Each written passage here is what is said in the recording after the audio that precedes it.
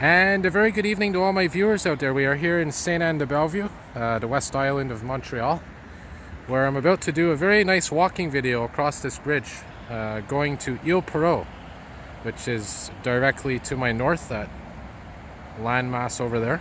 And once I get to Ile-Perrot, I may do a couple of walking videos there as well. And right now, by the way, it is Tuesday, April the 16th, 2019. It's 6:57 p.m. So it's almost 7 p.m. right now. Look at that beautiful moon up there. And I was just filming a fire down the street here, at least when they were wrapping it up here in St. Anne's, and decided perfect time of day or evening, whatever you want to call it, to do a nice walking video. So what we're going to do is go across this bridge that you see right here, and we're going to go to the other side, which is Ile-Perrot. And to get there, it's a nice little walk. It's an interesting design that they have here. So here's our entrance to the bridge, and I don't remember if I did a walking video like this before. If I did, well, here's another one. And I don't think I did a walking video all the way to the other side. And by the way, if you're wondering about the water levels, they're still pretty high, and we're expecting some more rain on Friday and Saturday. So like I said, it's the next few weeks that are going to be very, very key in determining what happens in terms of flooding, potential flooding. So here we are, we're going to go up this ramp, and as you can see, it is shared by bicycles and pedestrians. And this train bridge that you see over here, very historical, very old train bridge.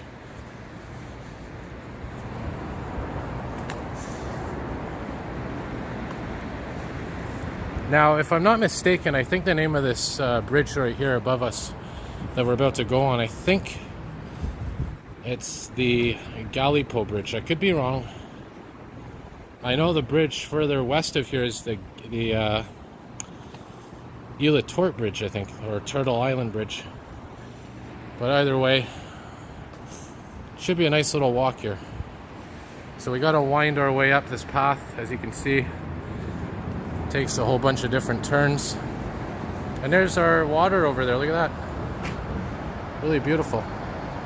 Now, if you remember, during the flooding of 2017, this water was actually coming up over that embankment there. So again, it's very early right now. A lot can change between now and the weeks ahead.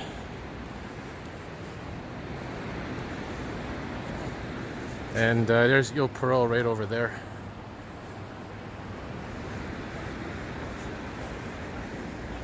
So we're going to see, once we get to the top, a nice view facing eastward, looking over St. Anne's.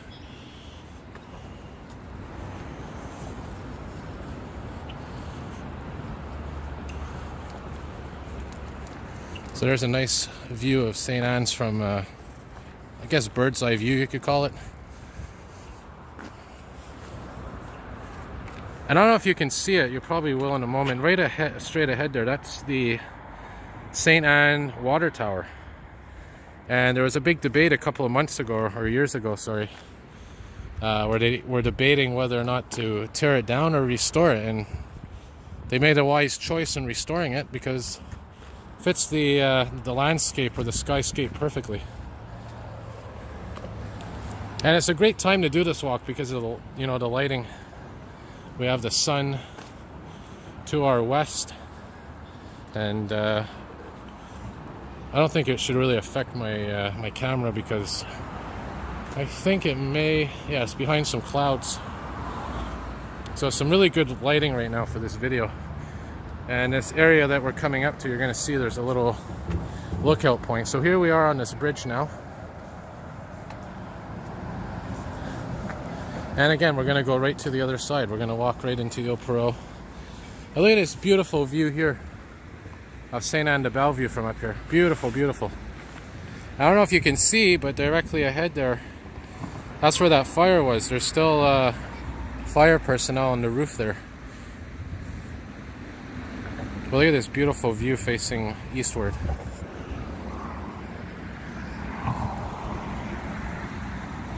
What a perfect scene. And you know, summer's really close just by the way the sky looks, the way the sun's setting. Look at these pieces of ice we're going to see here. This is going to be interesting.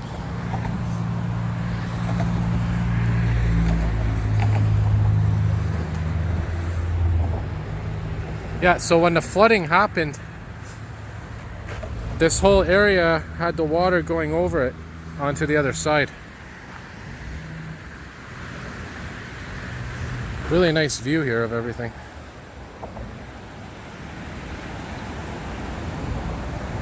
And we'll check out, when we get to Ile-Perrot, we'll go by the water there, see what it's like. Water levels seem stable, but like I said, there's a very good chance they're going to rise.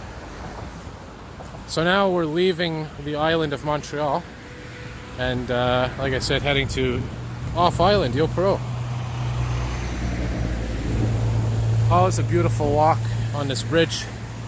Just like the Jacques Cartier, and the Jacques Cartier is way east of here, by the way, if you're wondering. And you can see those water levels slowly creeping up. Yeah. Trying to keep the camera straight as best that I can here. So what we're gonna do now is we're gonna, once we get off this bridge here, we're gonna take a side street maybe. I was thinking of going here. This is, I think, a retirement residence. But I think we'll just go further inland. And down there you can see those mountains in the distance. That's Oka. A very beautiful place as well.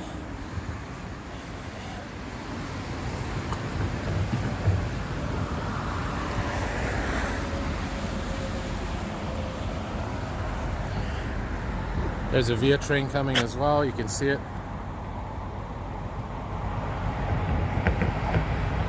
A lot of trucks take this bridge because this is one of the ways to Ontario. So for all my Ontario viewers out there,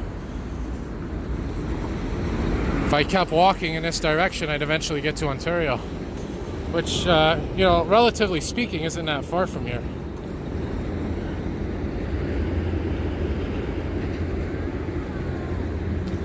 Perfect scenery, perfect scenery. And down there, by the way, further east is where I did that walk on the ice a while back. By the way, these drains, they go right down if you're interested.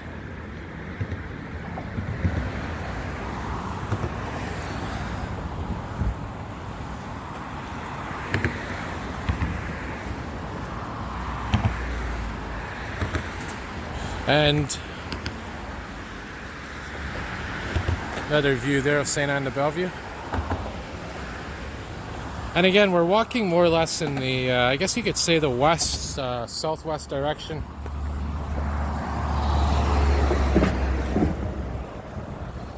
Now I imagine these homes here, when the flooding occurred, probably were on edge. Especially the lower ones, the basement ones. A little too close to the water, if you ask me. And there's a sign there, right there, saying Autoroute 20 to Ontario. So yeah, here we are in Ile-Perrot. So we're going to wrap it up in a moment, once I actually get down to ground level. And yeah, I might do a couple of walking videos here as well. Perfect night for walking. Another view behind me. Nice sunset.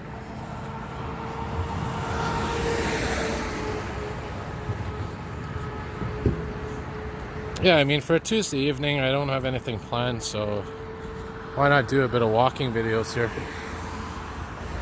No harm in that. Share with my viewers, you know, somewhere other than Montreal, and it gives you an idea. You know, the more I film, for those of you that follow my channel, you know, you can kind of geographically putting together where things are, you know, where Sainte-Anne-de-Bellevue is, where Ile-Perrot is. So it kind of makes the interesting, you know, videos a little bit more interesting. But, you know, I try my best. I'm definitely not a professional at this, but it is something that I enjoy doing.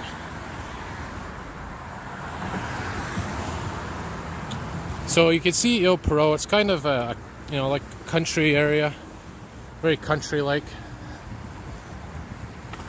So what we may do, we may walk down there, do a walking video there later on. I want to stick by the water and maybe find a park or something that could be flooded, just to give you an idea. But yeah, we're almost here.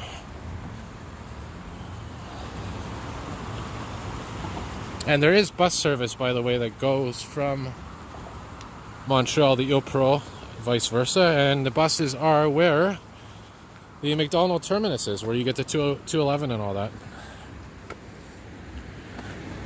Yeah, so all these houses here right by the water. I mean, I'd probably be on edge right now. No pun intended. By the way, these stairs, these lead into this little area here. So this is part of Ile-Perrot as well, obviously. It's just a little pier that sticks out, pier of land. This is the actual heart of Ile-Perrot right here, where we're going. And yeah, this is my first time walking all the way to Ile-Perrot. Like I said, sometimes I've walked to this little area here, but this is my first time actually going into Ile-Perrot by foot. And yeah, and it's a great honor to share it with my viewers. So I'm gonna check my map here and see what kind of, if there's any parks down there. Now Ile-Perrot is very large. It's a large island. Trying to think of an area. It's not as big as Laval, but it is pretty large. So all these trucks here are coming from Ontario and Alberta and Manitoba, BC. I think a lot of the traffic here is actually from out of province. So again, if I kept walking this way, I'd eventually get to the Ontario border. But that would be quite a long walking video. But I'm not ruling it out. Anything's possible. And this is the Montérégie area, by the way. Anyways, so we're 12 minutes in here. And like I said, I'll cut the video once I get to this side street here. And yeah, look at that. Completely over the bridge onto whole new territory, whole new city. Probably a completely different way of life as well. But I mean, if you live here, let's say you had a house here, an apartment, it would be pretty convenient to live right by this bridge, because you can technically just walk to Montreal, get on your buses there at the McDonald terminus, head downtown, do your shopping or whatever. This is pretty nice, pretty picturesque actually.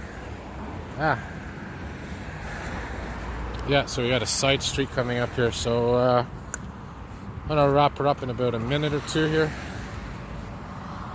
And I know why they closed this bridge now. You know, I was wondering when the floods were happening in 2017, why did they close this bridge off? The bridge is so high.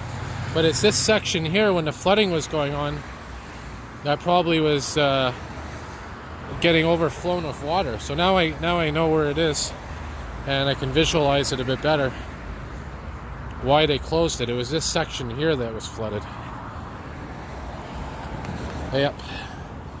Yeah, because the water comes pretty close to the bridge here. So imagine if there's flooding going on. They might have been concerned about the integrity of the bridge.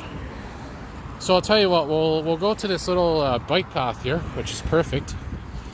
Better than being on the big streets. And we'll explore a bit. And I'll try to find a park by the water. But I'll pan my camera into the distance just to give you an idea what a street is like here in Ile-Perrot. Typical city street. On this beautiful, beautiful April evening. Alright. So here we are, Ile-Perrot. And yeah, alright. So I'll go find a park or something by the water to film, and we'll take it from there. Alright, have a good night all. See y'all soon. More videos to come.